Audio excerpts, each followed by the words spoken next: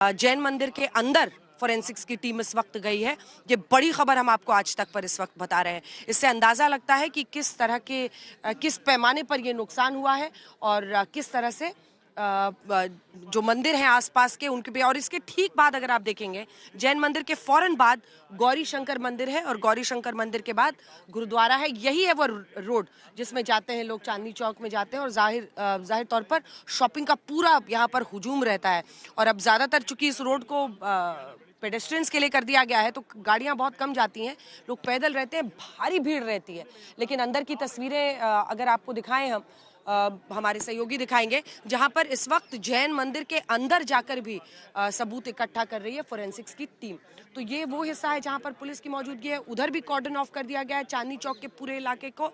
और इधर भी हिमांशु, हम यहीं पर मौजूद हैं और यहाँ से साफ दिख रहा है जैन मंदिर के अंदर इस वक्त जो फोरेंसिक्स की टीम है वो गई है।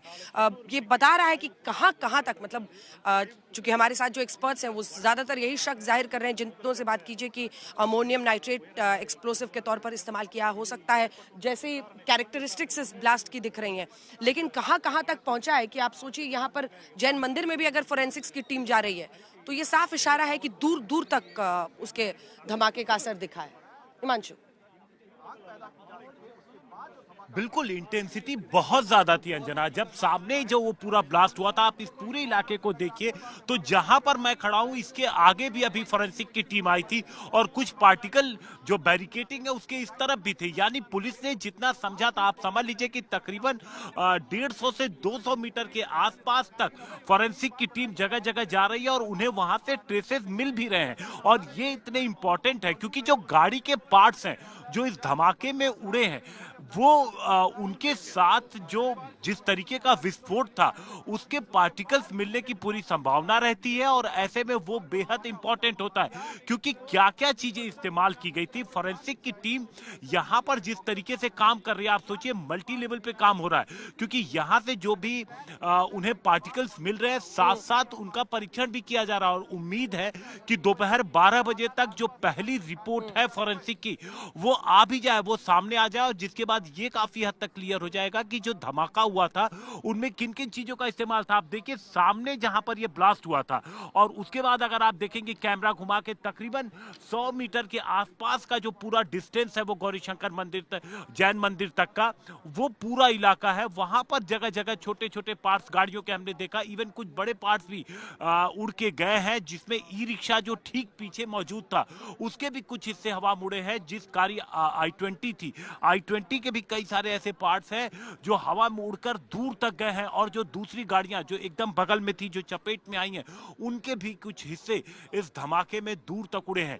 तो एक इनकी इंटेंसिटी का अंदाजा चलता है जिसकी वजह से कि कितनी फ्रीक्वेंसी थी उसकी कि इतनी दूर तक चीजें उड़ी हैं। तो एक चीज समझने के लिए उन सभी ट्रेसेस को इकट्ठा किया जा रहा है। फोरेंसिक टीम मौके पे, तमाम एक्सपर्ट यहां पर मौके पे हैं और उम्मीद है कि 12 बजे तक काफी हद तक चीजें क्लियर हो जाएंगी। वहीं दूसरी तरफ जो फरीदाबाद का जो एंट्री पॉइंट है, क्योंकि जिस वक्त फरीदाबाद में कल दोपहर में रेड चल रही थी, मैं वहां फतेहपुर तगा गांव में था अंजना, जहां से करीब 3000 किलो अमोनियम नाइट्रेट और तमाम जो आर्म्स, एम्यूनिशन और आईडी बनाने के सामान मिले थे। वहां से जब रेड चल रही थी तो आशंका है कि उमर की तलाश पुलिस ने उस वक्त शुरू कर दी थी। उमर की डिटेल पुलिस को मिल चुकी थी, जम्मू कश्मीर की पुलिस मौके पे मौजूद थी, हरियाणा की एसआईटी वहां पर थी और उसी दौरान उम्मीद है कि उमर को लगा कि वो पकड़ा जाएगा। वो i20 गाड़ी से अपने कुछ सहयोगियों के साथ दिल्ली में एंट्री करता है बदरपुर बॉर्डर से।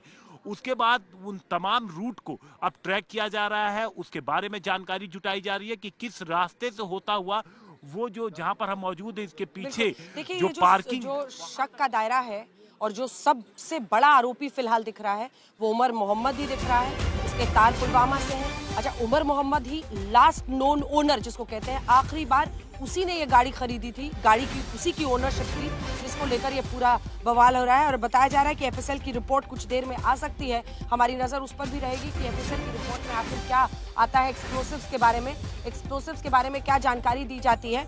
क्योंकि वहीं से जो तार है एक तरह से फूटते हुए दिखाई देंगे और ये समझ में आएगा कि किस पैमाने पर किन जो एक्सप्लोसिव्स का इस्तेमाल इस पूरे धमाके में किया गया है। हमारे सहयोगी भी हमारे साथ अलग अलग हिस्सों से जुड़ रहे हैं। हमारे साथ सुमित इस वक्त मौजूद है यही लाल किला से। सुमित, आपके पास क्या जानकारी है? देखिए बिल्कुल, जिस तरीके से सबसे इंपॉर्टेंट बात यह कि मॉड्यूल बहुत नया था। अब तक हमने जो मॉड्यूल देखे हैं कश्मीर के अंदर, चाहे वो टेररिस्ट ऑर्गेनाइजेशन फॉलो करती थी, वो हमेशा ऐसे पढ़े लिखे यूथ का इस्तेमाल करती थी, लगातार बड़ी प्लानिंग के एग्जीक्यूशन में कभी इस्तेमाल नहीं किया जाता। आपको पुलवामा याद होगा कि जब वुल्फ अटैक किए गए थे, उसमें भी एक ऐसे ही अनएजुकेटेड या आप कह सकते हैं अनएम्प्लॉयड लड़के का चुनाव किया गया। लेकिन अब एग्जीक्यूशन के अंदर खासतौर पर डॉक्टर्स, इंजीनियर का इस्तेमाल किया जाना निश्चित तौर पर दिखाता है कि एक बड़े अटैक्स, क्योंकि इन पे शक जल्दी नहीं कर सकते, निश्चित तौर पर इस तरीके का इस्तेमाल किया गया। और दूसरी इंपॉर्टेंट बात ये, एक नया और पैटर्न देखने को मिला अंजना, वो है किस तरीके का एक्सप्लोजिव इस्तेमाल किया गया। अमोनियम नाइट्रेट अकेला एक ऐसा एक्सप्लोजिव नहीं होता, इसके साथ हमेशा या तो फ्यूल ऑयल इस्तेमाल किया जाता है, टीएनटी इस्तेमाल किया जाता है, या फिर आरडीएक्स इस्तेमाल किया जाता है। तो अब वो कौन सा ऐसा केमिकल है, दोनों को मिक्स करके जिससे ये एक्सप्लोजन किया गया। और अभी भी जिस तरीके से हिमांशु भी बता रहे थे, लगातार फॉरेंसिक की टीम लगातार उन छोटे छोटे पार्टिकल्स को उस गाड़ी की तलाश कर रही है जिसमें एक्सप्लोजिव रखा लाया हुआ होगा, क्योंकि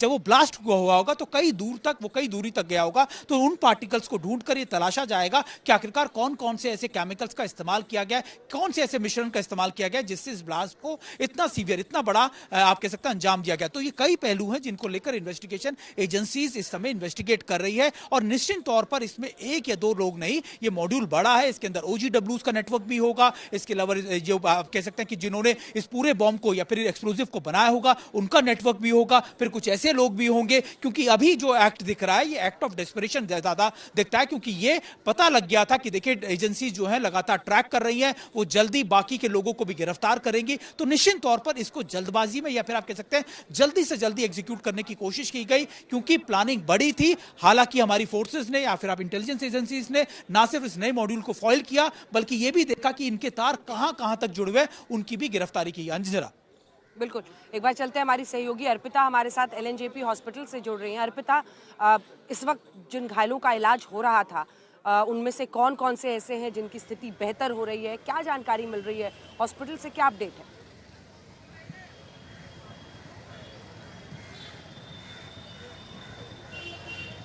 तो देखिए अंजना, अभी कुछ लोग 20 लोग बताए जा रहे हैं जो कि घायल थे और उनका इलाज चल रहा है। अभी जब सुबह से मैं यहाँ पर हूँ और मैं जिस तरह महसूस कर पा रही हूँ कि यहाँ बहुत सारे परिजन हैं जिनको काफ़ी दिक्कतें हुई, वो भी अपनी बात कहते हुए नजर आ रहे थे। लेकिन अभी सबकी कोशिश यही है कि जो घायल है उनमें से 2-4 ऐसे बताए जा रहे हैं जो गंभीर रूप से घायल है, इलाज उनका चल रहा है। बस यही प्रे और यही दुआ हो रही है कि ये मौत का आंकड़ा और ना बढ़े।